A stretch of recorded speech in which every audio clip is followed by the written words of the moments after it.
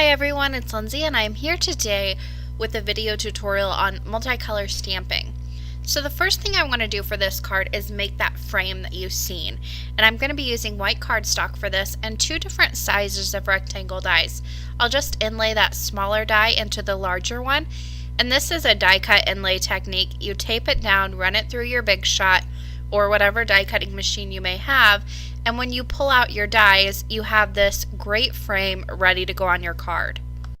Now I made this frame a little bit thicker because I'm going to be stamping on it with this new stamp set from Inspired by Stamping. It is called Love Sentiments, and in it, it not only has this great sentiment builder, but it's got all these little tiny images. I love when companies do that and they fill up your entire stamp that you get. Even those little bitty spaces, there are these great little images in there, and I'm going to use those to fill up my frame. So the first thing I want to do is the multi-color stamping. So I have these little ink cubes. These are from Paper Tray Ink. However, there are tons of companies out there making them now. And I'm just going to use a hot pink and a leaf green color.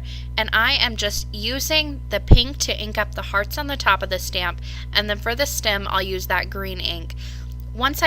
Before I stamp that down, I give it a little huff with my breath just to re-wet that top ink in case it's dried out at all. And then I can stamp it down. And there I've got two different colors of ink with my one stamp. Because I use these very small ink cubes, there isn't a whole lot of overlapping color, and it makes it so easy to really get in there and ink up both parts of the stamp without contaminating either of the ink pads. Once I had that first stamp down, I'm going to move on to the other stamps. So I've got these all loaded up onto acrylic blocks ready to go. There is just a regular leaf, or a bunch of 3 leaves. There are 2 hearts, 2 sizes, a large and a small, and then a single leaf that I will be using.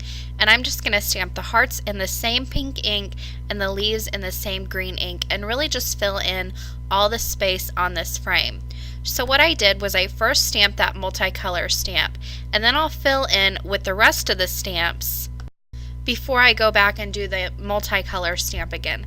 And this does take just a little bit of time, a little bit of extra time to do 2 different colors of ink, but it is really worth it. And because I'm filling in extra space with all those little stamps, there aren't going to be a whole lot of times that I actually stamp the multicolor, so it doesn't take as long.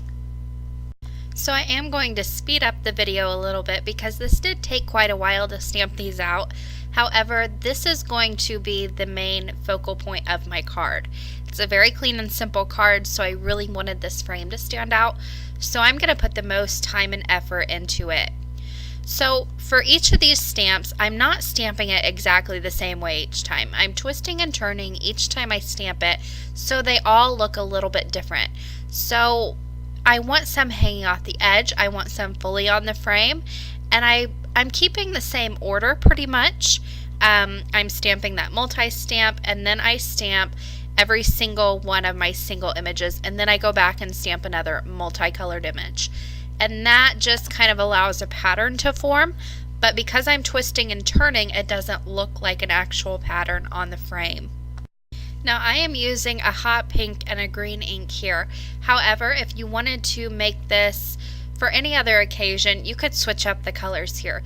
You could also just use the leaves, or you could just use the heart stamps and stamp those without any multicolor inking. And that would really speed up this process as well, and then you could use it for any number of occasions, especially the leaves in this stamp set. And if maybe it's after Valentine's Day and you didn't want to do the hearts, there is a flower in this stamp set. It's made up of little hearts, but once you stamp it, if you're really looking for them, you can see them. However, it could be used for any number of occasions. So you could switch out the hearts for that little flower in the stamp set. So you could see just a minute ago that I brought in that scrap piece of paper and put it down before I stamped. This is something I have done in the past where I didn't do that. And I have a stamp loaded on each side of an acrylic block. You cannot forget about that stamp on the bottom of your acrylic block. If it touches the paper, it's going to get ink on your paper, and then you ruin your project. So just remember, if you load up your acrylic blocks like I'm doing with the stamps on them on both ends, you just want to make sure you remember that stamp on the bottom, because I've forgotten about it and I've ruined a ton of projects by just forgetting to put in that scrap piece of paper. So I am ending off my stamping with the first one I started with, which is the multicolor stamp, and that lets me know that I kind of have a nice rounded out and symmetrical frame with a pretty even number of all the different stamps that I've used. So I'm going to be using the same exact stamp set, and I'm going to build up a sentiment on this card. And it will read, "Sent with love and hope." Now I'm using the big love from the stamp set. However, there is a love die that came out with this past release, and you could use that as well in place of the stamp, and that would be gorgeous. Pop it up on some foam like I'll do with my frame here, and then you've got a dimensional sentiment along with that frame, so it really stands out. I went ahead and just stamped these in ink, and I'm going to be doing some multicolor stamping with this as well. So I'm just centering these up on that card, and I have put some craft paper behind my frame, and I've laid that frame over the top of the craft paper just so I know that sentiment is nice and centered inside there. So I'm going to be stamping the top and bottom sentiments, so sent with and hope. I'm going to stamp those with black dye ink. So I'm just inking those up now. I'm using my Misty here. Because I'm using craft cardstock, it's going to take a couple stampings with both inks just to get them nice and dark. Also, because these acrylic stamps tend to get a little sticky, they all do, I use my bone folder to hold my frame and my craft paper in place as I pick up my lid. Sometimes my magnets don't want to hold that well, especially with that foam insert in there, so that's just the way I keep it nice and in place. Now I'm also going to ink up that love sentiment next with that hot pink ink that I used for the hearts, and I've taken the Sent With and Hope off of my Misty because I don't need to worry about those anymore. They're stamped down and they'll just get in the way. So I remove those. I'll ink up that love stamp a couple times and stamp it down.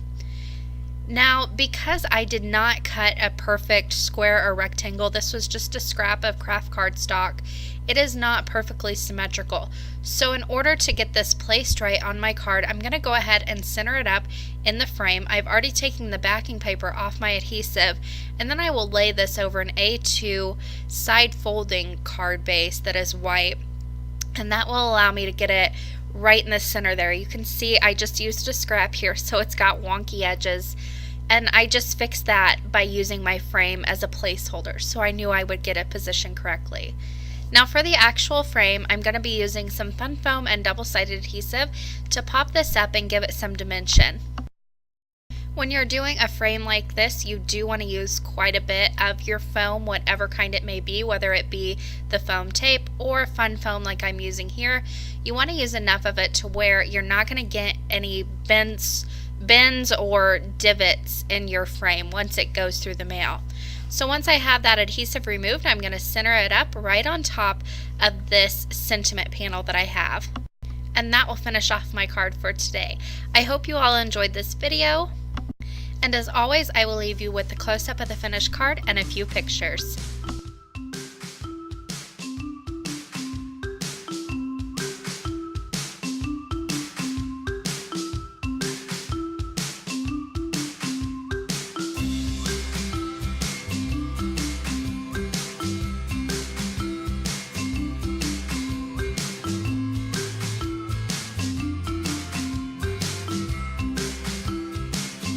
For more information and the supply list, you can head to my blog as well as the Inspired by Stamping blog.